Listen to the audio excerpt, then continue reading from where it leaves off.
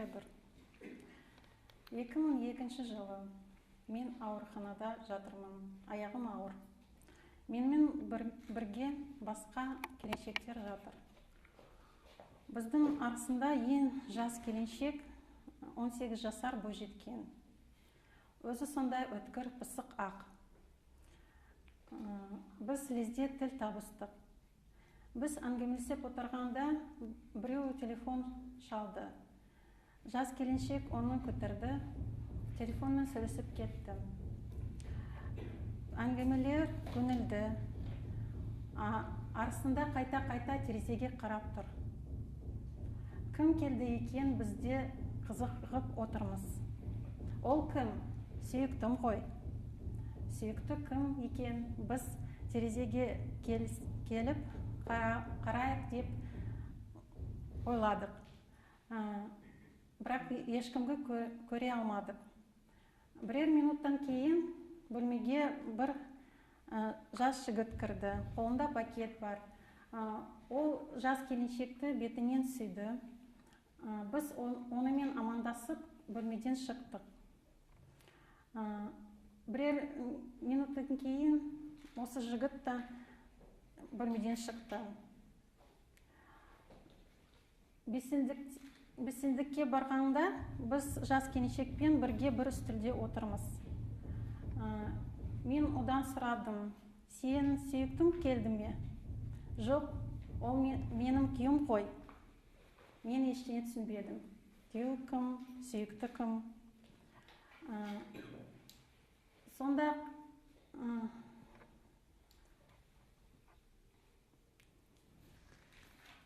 күйеу кім, сүйікті кім?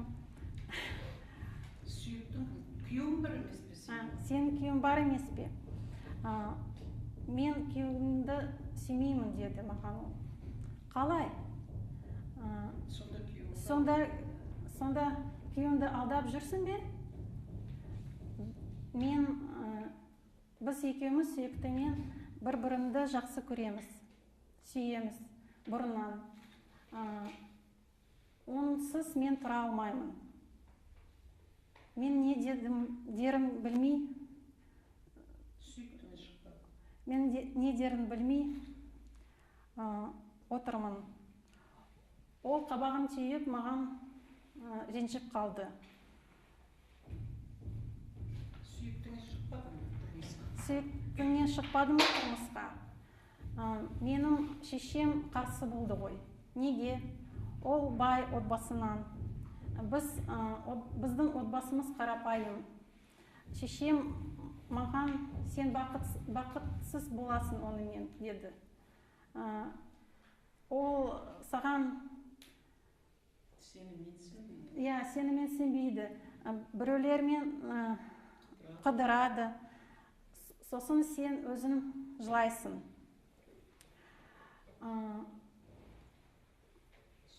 Сөйтіп мен басқа жігітке тұрмысқа шықтым. Шешем жақсы жігіт тапты маған. Бірақ мен оны сүймеймін. Біз ылғи ұрсамыз, жан жалдасамыз.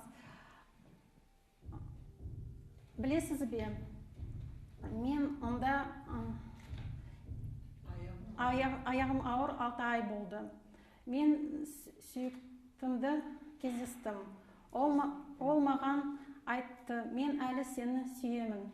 Менің жүктігімге қарамай маған әртүрлі сыйлық берді. Бір күні менің анам бізді көрді. Мен анамға мен күйеумен бақытсыз дедім. Онда анам өте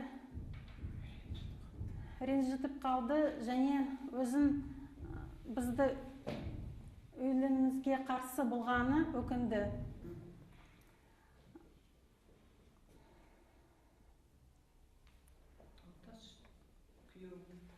Онда күйеуіңді таста, сүйіктіңе шық деді.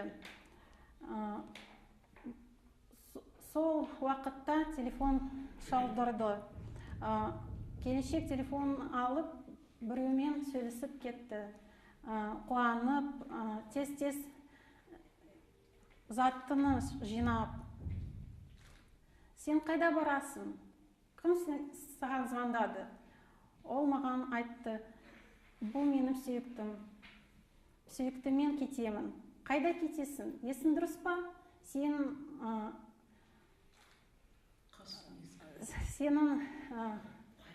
аяғың ауыр, қыс мезгіл. Қайда барасың? Жоқ, мен оны сүйемін, сүйіктімен барамын. Маған бәрі бір деді, есікті ашып, тапочка мен халатпен кетті. Уақыт өтті. Мен де баланы тудым. Менің қызым жағдай ауыр болды. Біз 24 күні перзентханада жаттық. Сонда бізді қызбен екеуміз стерильный бөлмеге ауыстырды. Стерильный палатының жанында тастаған балалардың бөлмесі болды.